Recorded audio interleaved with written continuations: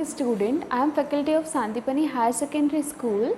In my last video, I started lesson 5 on national goals of class 8th and there I completed topics.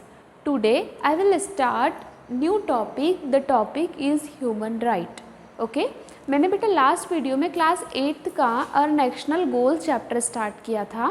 उसमें हम हमारे national goals क्या हैं, हमारे लक्ष्य, गोल मीन्स होता है लक्ष्य, तो उसमें हमने हमारे गोल्स देखे थे. किसके रिस्पेक्ट में देखे थे? नेशनल, हमारे नेशन के रिस्पेक्ट में देखे थे. उसके बाद हम उसमें डेमोक्रेसी पढ़ चुके थे, बहुत सारे सेक्युलरिज्म हम सब पढ़ चुके थे. उसके बाद हमने उसमें पढ़ा था फंडामेंटल राइट्स. क्या पढ़े थे? Fundamental right. जब हमने फंडामेंटल राइट्स पढ़े थे तो हमने 6 फंडामेंटल राइट्स पढ़े थे, है ना. 6 फंडामेंटल राइट्स हमने कौन कौन से पढ़े थे? Right to equality, right to freedom, right against exploitation, right to freedom of religion, culture and educational right, और हमारा जो लास्ट था राइट टू कॉन्स्टिट्यूशनल रेमेडीज़. ये सारे जो अपने मौलिक अधिकार थे, फंडामेंटल राइट्स थे, ये मैं आपको क्या कर चुकी थी, ये सब मैं समझा चुकी हूँ. Now our the last topic in this lesson. इस लेसन में जो हमारा लास्ट टॉपिक है ना, वो है ह्यूमन राइट्स. ह्यूमन राइट मतलब मानव अधिकार, मतलब जो ह्यूमन है, मानव है, उनके क्या क्या अधिकार हैं, क्या क्या राइट्स हैं. आज जब हमारे फंडामेंटल राइट हमने पढ़े थे तो बेटा हमने क्या देखा था कि आज हम राइट टू इक्वलिटी मतलब हमें समानता का अधिकार है. उसके बाद हमें राइट टू फ्रीडम मतलब आप सभी अपनी इच्छा से आप आज़ाद है, किसी भी चीज़ के लिए आपके ऊपर बाउंडेशन नहीं है, है ना. तो अब जो हमारा नेक्स्ट टॉपिक है इस फुल ह्यूमन राइट है ना. अब हम देखते हैं ह्यूमन राइट. ह्यूमन राइट्स क्या क्या हैं. पहले तो हम ये देखेंगे कि हमारे राइट्स जो हैं, ह्यूमन राइट्स क्या क्या हैं. ह्यूमन राइट्स में फर्स्ट यदि आप देख लीजिए, ये आपको पूरा एक ह्यूमन राइट का जो देख रहे हो, बीच में आपको रेड में ह्यूमन राइट्स दे के रखा है और इसके आसपास जो आपके राइट्स है वो दे के रखे हैं. अब हम चलते हैं यहाँ से. अगर हमने ले लिया फर्स्ट हमारा ह्यूमन राइट है स्पीच. स्पीच मतलब हम बोल रहे हैं बोलने का अधिकार. स्पीच मतलब बोलना, मीन्स हमारा अधिकार है, हम मानव के पास, ह्यूमन के पास राइट है कि they have to speech, they have no boundation, they can able to, मतलब वो बोल सकते हैं, कोई बाउंडेशन नहीं होगा. कहीं भी अपने थॉट्स से, कुछ दिमाग में व्यूज़ है तो we can express in front of other, है ना. हम हमारे सामने वाले के सामने हम हमारे जो भी व्यू है उसको एक्सप्रेस कर सकते हैं. अंडरस्टैंड. नेक्स्ट हम बात करेंगे information. If we want to give information to anyone, है ना, यदि हम चाहते हैं कि नहीं ऐसी कोई इन्फॉर्मेशन है जो हम सामने वाले को देना चाहते हैं वो उसके लिए सही है, so we can give. We means no one can stop us, कोई हमें रोक नहीं सकता है उसके लिए. हम बात करते हैं प्रेस. प्रेस बात करते हैं जैसे अच्छा मीडिया से रिलेटेड है. प्रेस क्या होती है? यदि कुछ न्यूज़ है, कुछ ऐसे न्यूज़ है जो नहीं पब्लिक को देना चाहिए, पब्लिक उसे, अभी कोरोना चल रहा है तो कोरोना के क्या है, कोरोना से कैसे बचाव करें, कोरोना के सिम्टम्स क्या होते हैं, उसके लक्षण क्या है ना. मतलब बाय द मीडिया से क्या कर रहे हैं, हमको जानकारी मिल रही है ना, तो कि हम कोरोना से कैसे बचाव कर सकते हैं, हम क्या क्या प्रिकॉशन रख सकते हैं कि नहीं, हाँ बार बार हाथ धोएंगे. आपको पता है ना, आजकल जो एडवर्टाइजमेंट हो रहे हैं वे ऑफ हैंड वॉश भी दे रहे हैं वो लोग. तो मतलब ऐसा है कि यदि प्रेस है वो जनता को पहुँचाना चाहती है कि नहीं ये चीज़ आपके लिए सही है और ये चीज़ आपके लिए गलत है, तो they are free to express their thought, their views और देयर इन्फॉर्मेशन. उसके बाद हम बात करें थॉट, जो कि मैं आपको समझा चुकी हूँ, स्पीच में ही अपन आते हैं. स्पीच और थॉट सिमिलर है, मतलब we are free to express our thought and our views. उसके बाद हम बात करते हैं नेक्स्ट एजुकेशन. बेटा education plays a very important role in our life. ठीक है, अगर हम शिक्षा की बात करें ना तो शिक्षा हमारे लिए एक बहुत ज़्यादा महत्वपूर्ण भाग है, मतलब हमारी ज़िंदगी का, क्योंकि without education we can't survive. बिना शिक्षा के हम सर्वाइव आज नहीं कर सकते हैं. आज आप देख रहे हैं हर कोई शिक्षित होना चाहता है और हो रहे हैं, क्योंकि हम यदि पहले जब हमारा पुराना हम देश देखें या पुराना हमारा देखें तो क्या था, हमारा देश पिछड़ा हुआ था, हमारे देश मतलब पहले भी सोने की चिड़िया बोलते थे देश को, आज भी बोलते, लेकिन क्या था, जो एजुकेशन सिस्टम की हम बात करते हैं तो एजुकेशन सिस्टम बहुत ज़्यादा पीछे था। मतलब उसमें क्या होता था कि ना महिलाएं पढ़ने जा सकती थी, बहुत सारी बाउंडेशन होती थी गर्ल्स पे, छोटी उम्र में शादी करते थे, बाल विवाह होता था, है ना। तो उससे क्या होता था, हमारे देश में एजुकेशन सिस्टम इतना मजबूत नहीं था। लेकिन आज क्या है, जब हमें हमारे मौलिक अधिकार मिले, फंडामेंटल राइट्स मिले, तो जब अधिकार मिले तो महिलाओं को अधिकार तो दिए, महिलाओं को फंडामेंटल राइट तो है बेटा, लेकिन ऐसे कुछ स्पेशल अधिकार भी महिलाओं को दिए गए हैं जो कि हम पढ़े थे कि नहीं, महिलाओं के लिए अधिकार है कि उनको समान, सभी के साथ समान व्यवहार। यदि महिलाएं और पुरुष साथ में कार्य कर रहे हैं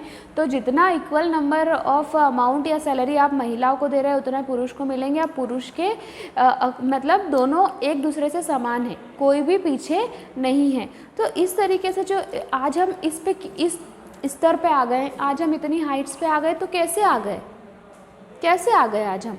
बिकॉज ऑफ एजुकेशन। देखो बेटा, अगर आपके पास आप लिटरेट हो, पढ़े लिखे हो, so we can understand each and everything, है ना। आज हम एजुकेटेड है तो आज हम हर चीज़ समझ सकते हैं, हर चीज़ हम, एनी सिचुएशन हमारी लाइफ में आ जाए हम क्या कर सकते हैं, उसको फेस कर सकते हैं। तो एजुकेशन भी हमारा ह्यूमन राइट है, हमारा अधिकार है। उसके बाद हम बात करते हैं एसोसिएशन, मूवमेंट, रिलीजन। रिलीजन मतलब क्या, धर्म। अब हम देखते हैं भारत जो है ना, इंडिया में क्या है, एक ही धर्म को मानने वाले लोग रहते हैं क्या? नहीं, वहाँ तो क्या है, हमारे यहाँ पे क्या है कि सभी अलग अलग धर्म को मानने वाले लोग रहते हैं। लेकिन भारत दर्शाता है अनेकता में एकता को, है ना। भारत किसको दर्शाता है? अनेकता में एकता को। मतलब यहाँ पे विभिन्न धर्म जाति के लोग रहते हैं बेटा, लेकिन फिर भी यहाँ पे लोगों में एकता है। हमारे देश में ऐसा नहीं है कि सभी लोग मतलब हिंदू है, या सभी लोग कोई जैन है, कोई क्रिश्चियन है, कोई इस्लामिक धर्म फॉलो करता है, लेकिन हम सब एकजुट होकर रहते हैं। मतलब बोलते हैं कि एकता से रहते हैं, है ना। तो उसके बाद ये है कि हमारा अधिकार है कि यदि हमारे ऊपर किसी भी प्रकार का कोई बाउंडेशन नहीं होता है, हम हमारे अकॉर्डिंग हम किसी भी धर्म की पूजा, वर्शिप जो भी है कर सकते हैं, ठीक है। तो मानव जो अधिकार होते हैं, ह्यूमन राइट्स होते हैं, हमारे राइट्स हैं, first education, second thought, third press, fourth information, fifth speech, sixth religion, next one movement, next one association, their assembly and education. These are our human rights. Understand? Is there any doubt? अब हम बात करते हैं बेटा, ये हमारी human rights की बात हो गई। अब हमारा नेक्स्ट टॉपिक है सक्सेस ऑफ डेमोक्रेसी। सक्सेस कैसे मिलेगी? अच्छा, सबसे पहले तो this I already explain to you about democracy, है ना। ये मैं आपको पहले ही समझा चुकी हूँ कि डेमोक्रेसी मतलब होता क्या है।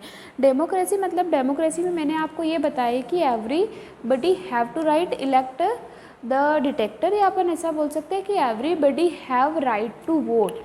सभी को वोट का पूर्णतः अधिकार है। मतलब यदि आपकी गवर्नमेंट जो हम हमारी गवर्नमेंट खुद चुन सकते हैं, हमारे ऊपर किसी प्रकार का कोई, डेमोक्रेसी मतलब प्रजातंत्र, है ना। डेमोक्रेटिक कंट्री है ना इंडिया, तो India is a democratic country, कि यदि हम हमारी गवर्नमेंट हमारी इच्छा से गवर्नमेंट चुन सकते हैं, we have right to vote.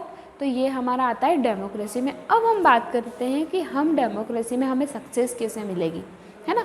जैसे कि कुछ भी हो, आप पढ़ाई, यू आर डूइंग स्टडी, आप पढ़ाई कर रहे हैं, तो आप बोलेंगे कि हम सक्सेस कैसे होंगे। एग्ज़ाम है आपकी, तो आप सक्सेस कैसे होंगे?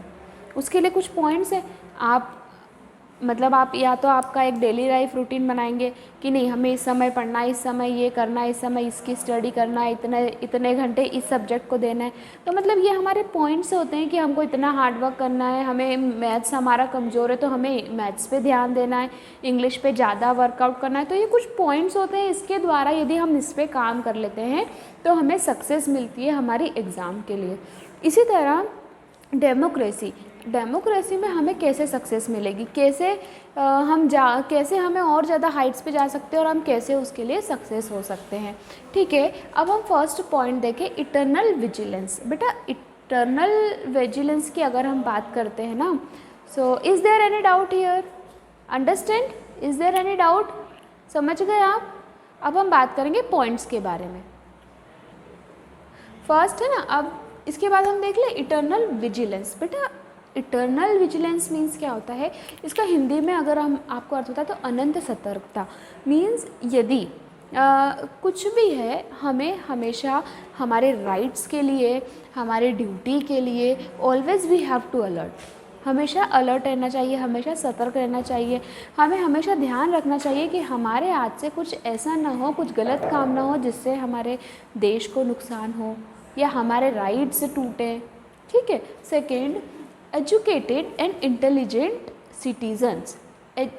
जैसे कि बात मैं करूं एजुकेशन की, आपको पता है एजुकेशन हर क्षेत्र में अपनी अहम भूमिका निभाता है, क्योंकि विदाउट एजुकेशन क्या बोलते हैं कि लाइफ वी कांट सर्वाइव, हम जी नहीं सकते हैं, हमारा जीना बिल्कुल सक्सेस नहीं है यदि हम शिक्षित नहीं हैं तो। ठीक है। यदि आप समझदार होंगे, एजुकेटेड होंगे, इंटेलिजेंट होंगे तो क्या करेंगे, आप सामने वाले को पहचान सकते हैं कि विच वन इज़ राइट। जैसे कि हम बात करते हैं जब हमारे देश में चुनाव होते हैं, ठीक है, हमारे यहाँ पर चुनाव होते हैं, हमारी कंट्री में चुनाव होते हैं, तो क्या होते हैं, हर पॉलिटिकल पार्टी अपने अपने स्तर पर अपना अपना प्रचार प्रसार करती है। ठीक है। कुछ पॉलिटिकल पार्टी क्या होती है, चुनाव के पहले ही जनता में जाकर जैसे कुछ सामान बांटना या फिर ऐसे उनकी बहुत सारी पॉलिसीज़ रहती है कि कैसे आप जनता को आकर्षित कर सकते हो अपनी ओर। पर क्या होता है, अगर हम सिटीजन्स हैं, सिटीज़न मीन्स नागरिक, यदि हम लोग एजुकेटेड हैं, so we know which one is right, हम जानेंगे कि भले ही उसने कितना भी प्रचार प्रसार किया हो, कितने ही फ़ायदे हमको, कितनी भी पॉलिसी से हमको आकर्षित किया हो, पर क्या ये बंदा राइट है, पर क्या ये सरकार हमारे लिए सही रहेगी, हम समझ जाते हैं ना। तो इसीलिए एजुकेशन और इसकी बात करें ना इंटेलिजेंस की, तो ये बहुत ज़रूरी है। तो समझ गए डेमोक्रेसी के लिए एजुकेशन और इंटेलिजेंट सिटीज़न क्यों ज़रूरी है। अब हम आते हैं थर्ड पॉइंट पे, high moral character of the people. बेटा देखो, मॉरल कैरेक्टर क्या होता है, सभी अपन बात करते हैं कि जैसे एक आदर्श हम गवर्नमेंट हम चूज़ कर रहे हैं, ठीक है, तो आप जब गवर्नमेंट चुनेंगे, या एक एग्ज़ाम्पल ले लीजिए, आपकी क्लास होती है, आपकी क्लास में क्या होता है ना, एग्ज़ाम होती है, आपकी क्लास में मॉनिटर एक ही होता है, मतलब एक फर्स्ट पोजीशन एक ही आती है, या फिर बोल सकते हैं अगर दो इक्विवेलेंट नंबर लाएं तो वो बात अलग है, पर फर्स्ट पोजीशन एक ही की होती है। मतलब यदि कोई व्यक्ति पूरी तरीके से बोलेंगे परफेक्ट रहता है, एजुकेशन में भी परफेक्ट रहता है, उसके साथ उसका वो जो हम क्लास में सभी चेक करते हैं वो क्लीन रहता है कि नहीं, उसकी एक्स्ट्रा एक्टिविटी कैसे रहती है, प्रेजेंटेशन कैसे रहता है, तो इसके ओवरऑल ग्रेड बनता है और ओवरऑल वो नंबर 1 निकलता है, तो उसका मतलब हम बोलते हैं नहीं, ये पर्सन क्या है, एक्टिव है और इसका प्रेजेंटेशन अच्छा है। मीन्स सभी तरह से हम देखते हैं तो क्या होता है, अच्छा होता है, उसके बाद ही हम उसको इलेक्ट करते हैं। तो इसी तरह हमारे अंदर भी इतनी एक क्षमता होनी चाहिए कि हम किसी का भी मोरल कैरेक्टर अच्छे से फाइंड आउट कर सके, तो उससे हमको जो डेमोक्रेसी है हमारी उसके लिए सक्सेस मिल सकती है। उसके बाद इकोनॉमिक क्वालिटी एंड प्रॉस्पेरिटी और सोशल इक्वलिटी। सोशल इक्वलिटी की हम बात करते हैं बेटा, सामाजिक मतलब इक्वलिटी, सामाजिक समानता। सभी को यदि सामाजिक समानता होगी, देखो आज कोई उच्च वर्ग, नीचा वर्ग, निम्न वर्ग ये नहीं है। पहले बहुत भेदभाव होते थे, लेकिन आज ये सारे भेदभाव ख़त्म हो चुके हैं, है ना। तो सोशल इक्वलिटी एक बहुत इम्पॉर्टेंट कंडीशन है हमें डेमोक्रेसी की, मतलब डेमोक्रेसी में सक्सेस की ओर जाने के लिए। अंडरस्टैंड। अब हम बात करें independent and impartial judiciary, free and honest press.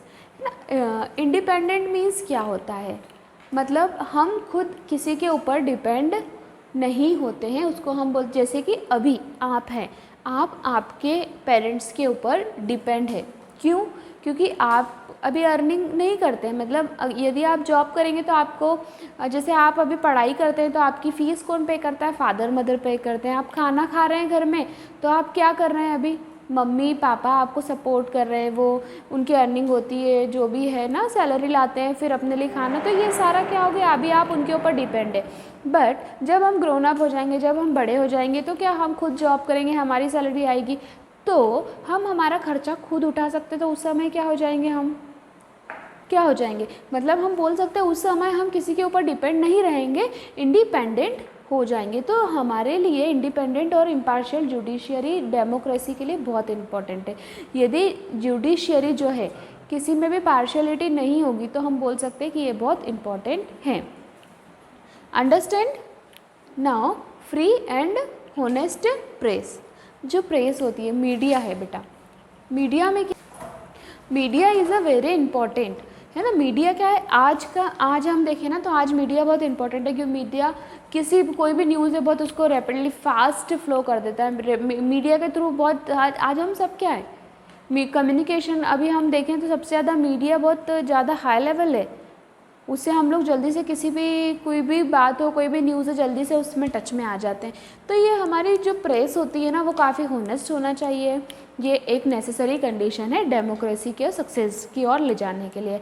Well organized political parties and good constitution.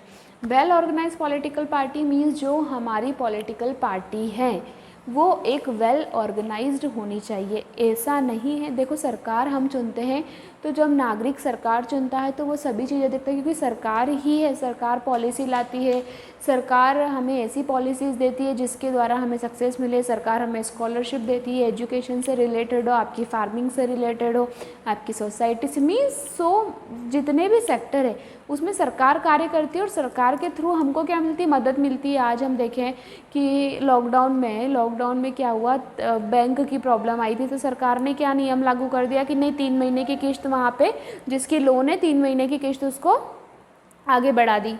तो इससे क्या हुआ, लॉकडाउन में किस्त नहीं भरनी पड़ी, जिसका होम लोन था, कार लोन थे, डिफरेंट टाइप के लोन थे, तो उसमें क्या करा, अपने को बेनिफिट मिला। तो कहने का मतलब ये है कि अगर पॉलिटिकल पार्टी वेल ऑर्गेनाइज्ड होगी तो उससे क्या होगा, हमारी जो डेमोक्रेसी है, डेमोक्रेसी में हम सक्सेस हमको मिल सकती है।